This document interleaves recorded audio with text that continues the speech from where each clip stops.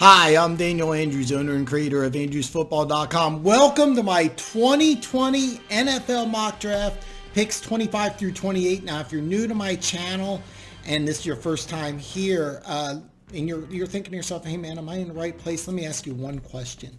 Do you like football? Because that's all we do here. It's the only thing we do, mock draft breakdowns.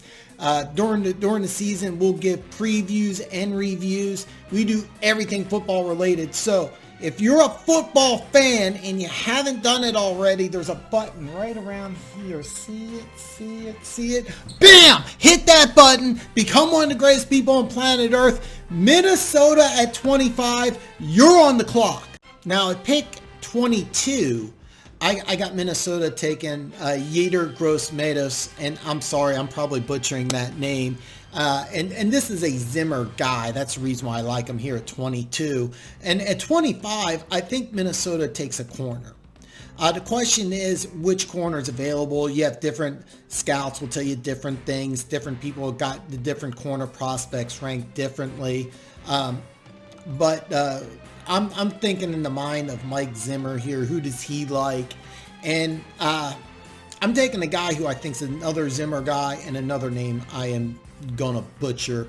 So with the 25th pick in the 2020 NFL draft, I got the Vikings taking Noah Agbin-Ojin. I am so sorry. I know I'm butchering that. Corner out of Auburn. Now, I want to touch base on this. I don't think this is a first round player. And the reason why is that I don't think you draft raw prospects in the first round. For those of you that don't know, his story is that this was a highly regarded wide receiver recruit. They moved him over the corner and he really excelled. He's physical. He's athletic. This is going to be a guy, day one special teams player. He's going to help in all aspects of your special teams units. But I don't think he's going to be a day one starter at corner. And if he is, you're going to have a few issues with him. He's going to make some mistakes. He's going to have some technique issues. This guy is extremely raw. But 5 years from now, this may be a Pro Bowl corner, but he's going to be raw. The reason why I think he's a better fit than some of the other corners is because he's physical. That's something that's not in question. So I think Zimmer will live with some mistakes, knowing you got a physical guy there. So in Yetur Gross-Matos and Noah Agbin-Ojin, you have two names that I'm butchering. Two physical Zimmer type players. So if you're a Vikings fan, I think you got to look both of these picks. Yetur Gross-Matos, I think it's a good fit. I think 22 is a great fit. 25, it's a little bit of a stretch, but you have draft capital and you have a need. That's why I like them there. Miami's on the clock at 26. I really wanted to put a safety here. Keep in mind the Minkah Fitzpatrick trade. You use that pick for Josh Jones. So the Jeremy Tunsil trade, I really wanted the safety here. That way, the players that you got rid of, the draft picks that you acquired, use those draft picks for the same positions that you lost. And to me, that made a lot of sense. And that's what I thought could happen. And don't forget, you could also do that here at 26. You can go Ashton Davis, Jeremy Chin, Grant Tulpit are names that you could pick here. That would all replace Minkah Fitzpatrick. And all of them make sense to me. But when I'm looking at the draft, maybe all three of these guys, but definitely one of these guys are going to be available in the second round. So I think that with your first two picks, you get players of need. I think with this pick, you could just take best player available. And last year when I did my mock, I had Clyde Farrell going to the Raiders at 24. And I remember doing my mock draft this thinking, man, 24 is just way too low for this guy. But when I was doing my mock, I couldn't find a place to put him in. That just happens when you do mock drafts. And it also happens in the real NFL draft. The player just drops and you can't find a spot for him. So I had the same thing happening in this draft. This mock draft, I have a player who almost every mock draft has ranked higher than I do, but this player in my mock draft just keeps dropping and dropping. So I think the drop ends here. With the 26th pick in the 2020 NFL draft, I have the Miami Dolphins taking Kavion Chasen, edge rusher LSU. Most mock drafts have him going somewhere in the teens. I've even seen, I saw one mock draft where Atlanta traded the 10 to get this guy. And I think that this is a good fit. And I keep in mind Miami signed Shaq Lawson, Emmanuel Agba, but Charles Harris, I think doesn't have a fit on this team. You go ahead and draft a guy. I think Charles Harris was 27th, so you get a guy at 26. You're going to go ahead and replace him with. This is a better fit for the Dolphins. Charles Harris probably just needs to move on. Unfortunately, it happens. So you could go in a variety of different directions, but to me, I think at 26, take best player available. To me, K'Von Chasen could be that guy. Again, you can go in a variety of different directions. Now, this is special for you Lions fans because I do have Miami trading from 5 to 3. Some Lions fans, I'm talking to you funky, some Lions fans think that Detroit's going to get 5 and 26. I don't think so. All right. I think 5 and 39 is more than enough, but in order to go from 3 to 5, some Lions fans think that they're going to get 5 and 26. So just for you guys, and again, I don't see this happening, but for you Lions fans who get the 26th pick in the draft, I got special for you. The Detroit Lions will take Deandre Swift, running back out of Georgia. And here's the thing, I consider Jonathan Taylor here, but Swift in Detroit instantly becomes one of Matthew Stafford's best friends because he turns dump-off passes and screen passes into long touchdown receptions. This is a guy who you don't have anybody like this on your team. There's very few guys like this, period. He's my number one running back, easy. Running back with low mileage, home run speed, and the toughness to run in between the tackles.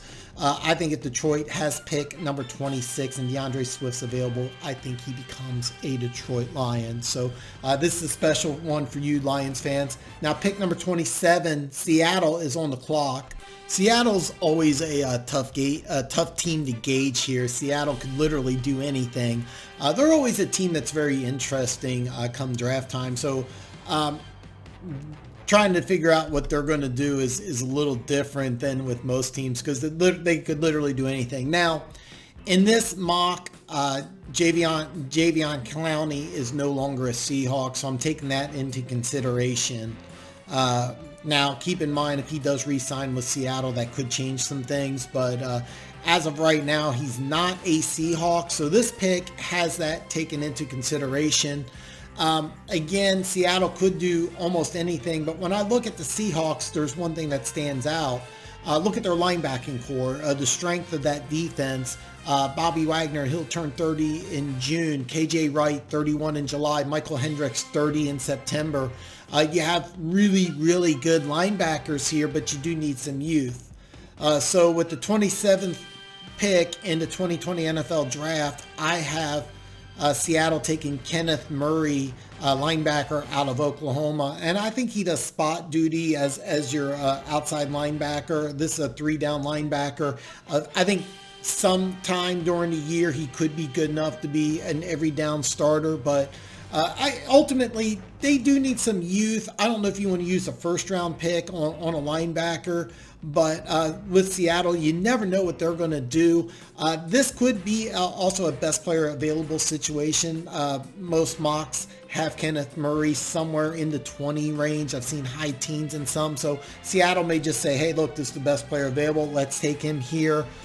Seattle could also be thinking like I'm thinking, hey, we need to get some youth because all three of these guys are going to be over 30 by the time the season ends, and this is a guy who eventually could be a Pro Bowler in this defense. I think he's an excellent fit, so I really like this pick here. The Ravens at 28 are now on the clock. Ravens usually take best player available, and that's really been their style in the past. I kind of think that they go in that direction in this draft, but I also see a need and who possibly is best player available here. In my opinion, I think you go offense. Give your quarterback, the MVP, some help here. So with the 28th pick in the 2020 NFL Draft, I have Baltimore selecting DeAndre Swift, running back out of Georgia.